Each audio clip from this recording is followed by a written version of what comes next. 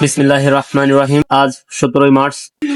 আজ বাংলাদেশের স্থপতি বঙ্গবন্ধু শেখ মুজিবুর রহমানের জন্মদিন, যার জন্ম না হলে হয়তো আমরা পেতাম না লাল সবুজের পতাকা, যার জন্ম না হলে পেতাম না স্বাধীন বাংলাদেশ, যার জন্ম না হলে হয়তো আমরা পেতাম না আমাদের ছোট্ট এই ভূখণ্ড, যার জন্ম না হলে হয়তো আমরা পেতাম না আমাদের মায়ের মুখের মাতৃভাষা, যার এক ডাকে 7 কোটি মানুষ একত্রিত হয়ে শত্রুর মোকাবেলা করেছিল, যার হাত ধরেই বাংলাদেশ নামক এই ছোট্ট রাষ্ট্রের সূচনা হয়েছিল।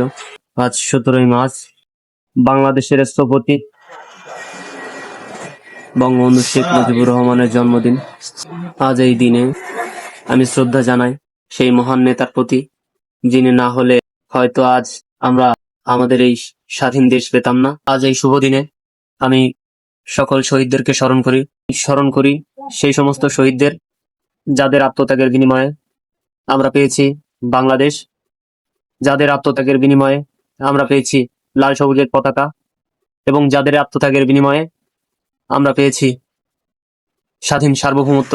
এবং আমি স্মরণ করি 1947 সাল থেকে শুরু করে 1971 সাল পর্যন্ত প্রত্যেকটা আন্দোলনে যারা শহীদ হয়েছিলেন সেই সমস্ত শহীদদের প্রতি, এবং 1947 সাল থেকে শুরু করে আজ পর্যন্ত দেশের জন্য যারা শহীদ হয়েছেন তাদের আত্মার মাগফিরাত কামনা করে আমি আমার কথা শেষ করছি।